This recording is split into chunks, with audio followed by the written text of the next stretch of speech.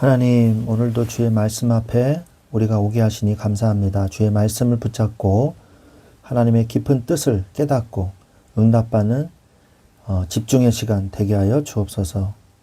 힘써 여호와를 사랑하게 하옵소서. 예수 그리스도의 이름으로 기도합니다. 아멘. 하나님 말씀은 에스더서 4장 14절 말씀입니다. 에스더서 4장 14절 말씀입니다.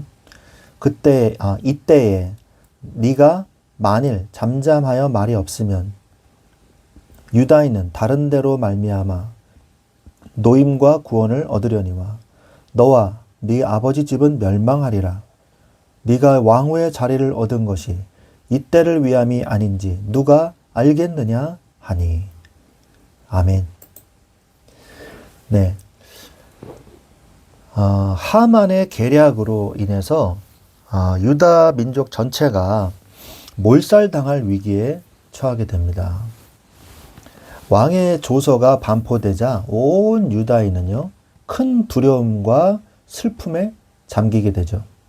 그러나 이 절망적인 순간은 역설적이게도 하나님께서 예비하신 구원의 드라마가 시작되는 시점이었습니다. 모르드게는 왕후가 된 에스더에게 네가 왕후의 자리를 얻은 것이 이때를 위함이 아닌지 누가 알겠느냐라고 도전을 그에게 주죠. 그녀에게. 우리의 인생에도 이러한 위기가 닥칠 때가 분명히 있죠. 그러나 그 위기는 우연이 아니라 하나님이 나를 그 자리에 두신 이유를 발견하는 기회가 될 수 있다는 사실을 명심하십시오.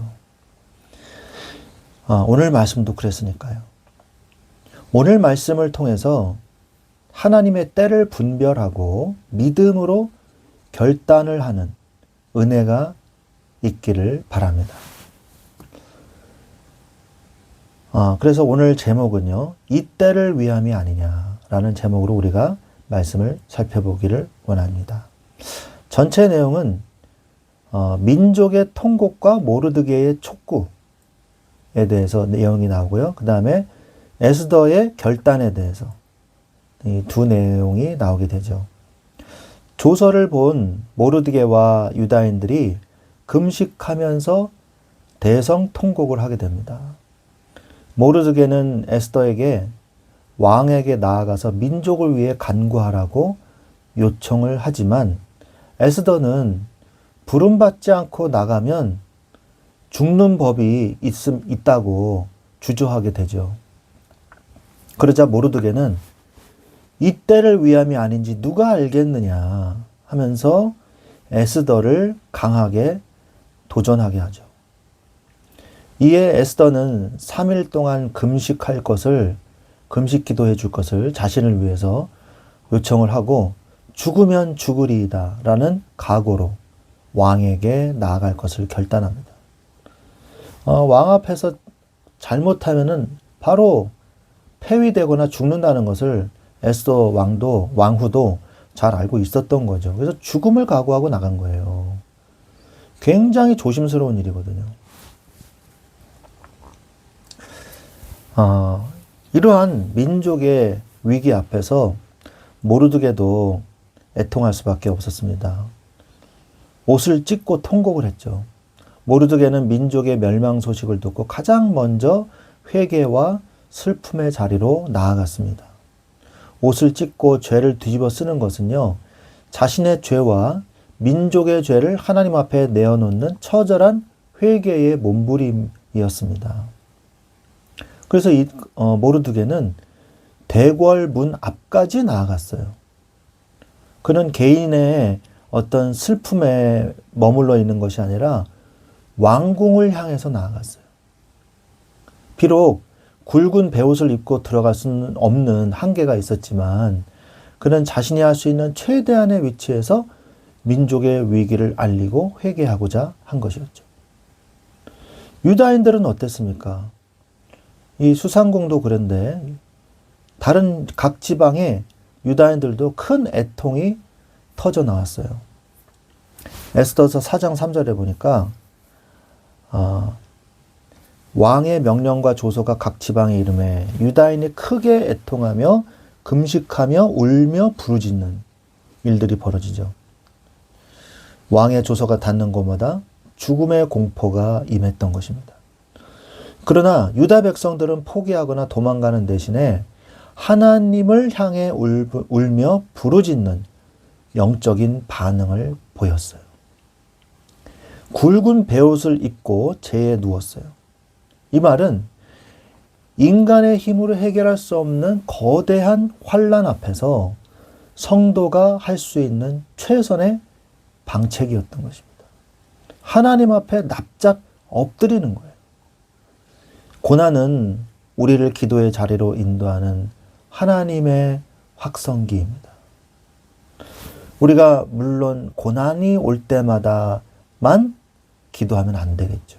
그럼 하나님이 그래? 그러면 계속 고난을 줘야 되겠구나. 그러시잖아요. 우리가 언제든 하나님 앞에 깨어 기도해야 돼요. 기도하지 않는 자에게 남은 것은 고난밖에 없는 것입니다. 그래서 에스더는 드디어 결단을 하죠. 모르드게가 에스더에게 얘기를 하는 것입니다. 홀로 피하지 말라. 네가 왕궁에 있다고 무사할 줄 아느냐. 이렇게 얘기합니다. 모르드게는 에스더에게 왕을 하는 이 특권 뒤에 숨지 말라고 경고를 하는 것이죠. 공동체의 고난을 외면하고 나 혼자만 안전하려 하는 것은요, 하나님 앞에서 통하지 않는 헛된 기대입니다. 왜요? 예? 우리가 신체가 있는데 심장이 아파요. 그러면 다른 몸의 내장 기관들이 내가 아픈 게 아니니까 이러고 있으면 어떻게 됐어요? 심장이 고장나면 다 죽는 거예요. 우리는 하나로 연결되어 있습니다. 그리스도의 공동체는. 그걸 우리가 인정하고 깨달아야 된다는 거죠. 그리고 소명에 대한 자각을 하게 돼요.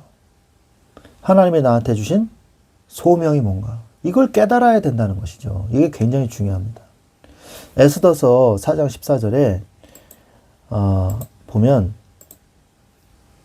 이때에 네가 만일 잠잠하여 말이 없으면 유다인은 다른 데로 말미암아 노임과 구원을 얻으려니. 이게 무슨 말이에요? 꼭 네가 아니더라도 하나님은 역사하실 거다. 그러나 만약에 그렇게 된다면 너와 네 아버지의 집은 멸망하리라. 네가 왕후의 자리를 얻은 것이 이때를 위함이 아니지 누가 알겠느냐. 이렇게 말씀하시는 거죠. 네가 왕후가 된 이유는 이때를 위함이다 라고 말하는 거예요. 하나님은 사람을 통해서 일하시지만은 사람에게 매이지는 않으시는 분이에요. 꼭 너가 해야 돼. 근데 그 인간이 사명을 감당 못해. 그래? 그럼 다른 사람 이렇게 되시는 거죠. 에스더가 순종하지 않아도 하나님은 다른 방법으로 구원하실 거거든요. 그 하나님의 뜻은 이루어지니까. 근데 웬만하면 우리가 하나님께 쓰임받는 도구가 되는 게 우리에게 축복이잖아요. 그죠? 에스더는요, 바로 이 위기의 순간에 쓰임받기 위한 하나님의 섭리였다는 것을 드디어 에스더도 깨닫고 고백하고 인정하게 된 거예요. 사명은 지위가 아니라 역할에 있습니다. 아무리 지위가 높아도 하나님께 쓰임받지 않는 사람은 그냥 들러리에 불과해요. 지위가 아니라 하나님의 사명을 깨닫냐 안 깨닫냐가 중요한 거죠. 그래서 에스더는 각오합니다. 민족과 함께 금식을 하겠다. 나를 위해 기도해달라. 기도의 능력을 믿은 딸이었죠. 에스더는 인간적인 방법이나 미모를 의지하지 않고 먼저 하나님께 매달렸습니다. 나라면 우리 왕이 내 말 들어줄 거야. 홀리려고 그런 게 아니라 먼저 기도했다는 거예요. 기도가 없는 행동은 무모하지만 기도가 뒷받침된 행동은 용기 있는 행동이 될 수 있어요. 명심하십시오. 그래서 어떻게 해요? 죽으면 죽으리이다. 이것은 체념이 아니라 생명을 건 헌신이에요. 자신의 안위를 내려놓고 하나님의 뜻에 전적으로 맡길 때 하나님은 그 결단을 통해서 하나님의 역사를 이루어 내시는 것입니다. 여러분, 하나님의 때를 놓치지 마십시오. 이 때를 위함이 아니냐. 이 말씀을 기억하십시오. 하나님의 때가 있습니다. 모든 일에는 하나님의 때가 있어요. 전도서 3장 1절에 보면 범사의 기한이 있고 천하 만사가 다 때가 있다 그랬어요. 우리가 겪는 모든 일, 기쁨과 슬픔, 성공과 위기에는 하나님의 정하신 때가 있습니다. 지금의 고난도 영원하지 않고요. 하나님의 목적이 있는 시간인 거예요. 그래서 반드시 하나님의 말씀은 응답이 돼요. 하박국서 2장 3절에 보면 이 묵시는 정한 때가 있나니 그 종말이 속히 이르겠고 결코 거짓되지 아니하리라. 비록 더딜지라도 기다리라. 지체되지 않고 반드시 응하리라. 더딘 것 같으나 반드시 응답될 것이다. 기다려라. 이 말씀이잖아요. 하나님의 약속은 더딘 것 같아도 결코 늦지 않습니다. 우리의 조급함을 오히려 내려놔야 돼요. 그리고 정확한 시간에 역사하시는 하나님을 믿고 가야 되는 것이죠. 우리는 하나님의 때를 기다리면서 포기하지 않는 인내를 가져야 돼요. 갈라디아서 6장 9절에 우리가 선을 행하되 낙심하지 말지니 포기하지 아니하면 때가 이름에 거두리라 그랬어요.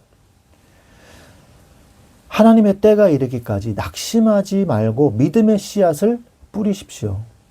기도의 응답이 보이지 않아도 때가 되면 거두게 하십니다. 믿으십시오. 불안한 마음을 내려놓으세요. 시편 37편 7절에 여호와 앞에 잠잠하고 참고 기다리라. 길이 형통하면 자기 길이 형통하며 악한 꾀를 이루는 자 때문에 불평하지 말지어다 그랬어요. 자기 길이 형통하며 악한 자의 꾀를 이루는 자 때문에 불평하지 마라. 아니 왜 저 악한 자가 저렇게 잘 되고 말이야. 자기만 생각하는 사람들은 자기 잘 되는데 우리는 왜 기다리기만 하냐. 이럴 필요가 없다는 거죠. 조급함과 불평은요. 하나님의 때를 기다리지 못하게 합니다. 상황이 악화되는 것 같아도 잠잠히 주를 바라보는 것이 중요해요. 그게 믿음이에요. 아무나 축복받는 거 아닙니다. 이 믿음을 끝까지 견디는 자가 응답받는 거예요. 여러분은 최후의 그 믿음 있는 사람이 되시기 바랍니다. 나 여호와가 때가 되면 이루리라 말씀하셨어요. 이사야서 60장 22절에 그 작은 자가 1000명을 이루겠고 그 악한 자가 강국을 이룰 것이라. 때가 되면 나 여호와가 속히 이루리라. 여러분이 되지 말라고 해도 하나님의 때가 되면 결국 이루어집니다. 그 신실하신 하나님을 믿으십시오. 인간의 눈에는 불가능해 보이고 너무 늦은 것 같지만 하나님이 정하신 이 때가 되면 하나님께서 속히 그리고 완벽하게 이루어 내실 것입니다. 하나님의 때를 위해서 그러면 우리는 뭘 하고 있어야 될까요? 그냥 무작정 그냥 넋놓고 기다리고 있어야 되나요? 그냥 멍 때리고 있어야 됩니까? 아니죠. 영적 준비를 하십시오. 평소에 깨어있는 자가 되세요. 베드로전서 5장 8절에 근신하라 깨어라 너희 대적 마귀가 우는 사자같이 두루다니며 삼킬 자를 찾는다고 말씀하고 계세요. 에스더가 왕후의 자리에 있었던 것처럼 우리도 각자의 위치에서 기도로 준비되어야 됩니다. 위기의 순간에 당황하지 않고 금식하면서 하나님을 찾을 수 있는 영적 힘을 길러야 돼요. 하나님은 준비된 자를 결정적인 순간에 사용하십니다. 주어진 자리에서 충성하십시오. 실제적인 준비를 하세요. 하나님은 고린도전서 4장 2절에 보면 맡은 자들에게 구할 것은 충성이라고 했어요. 하나님이 우리에게 맡기신 사명을 제대로 감당하기 위해서는 충성이 필요하다고 말씀하시는 것입니다. 하나님은 에스더를 미리 왕후의 자리에 앉히셨습니다. 여러분, 오늘 나한테 주신 직분, 그리고 내게 주신 직장, 가정은요, 우연이 아닙니다. 하나님이 나를 그곳에 두신 이유가 있습니다. 일상의 자리에서 성실하게 준비하는 자가 되십시오. 그러면 결정적인 하나님의 때에 하나님께서 여러분을 적당하게 아주 유용하게 쓰실 것입니다. 결론을 맺겠습니다. 유다 민족의 멸망이라는 거대한 위기 앞에 에스더는 자신의 안전함을 버리고 죽으면 죽으리이다 라는 결단으로 왕 앞에 나아갔죠. 그녀가 왕후가 된 것은 자신의 영광을 위해서가 아니라 민족을 구원할 이 때를 위함이었던 것입니다. 사랑하는 우리 귀한 말씀 충만한 교회 성도 여러분, 오늘 여러분이 서 있는 그 자리, 그 겪고 있는 그 고난이 바로 하나님의 영광을 드러낼 이 때라는 것을 여러분 깨달으시기 바랍니다. 두려워하거나 피하지 마십시오. 하나님의 때를 신뢰하면서 기도로 준비하십시오. 하나님께서 여러분의 결단을 통해 막힌 담을 허시고 놀라운 구원의 역사를 이루게 하실 것입니다. 예수 그리스도의 이름으로 이러한 축복을 누리시기를 간절히 축원합니다. 아멘.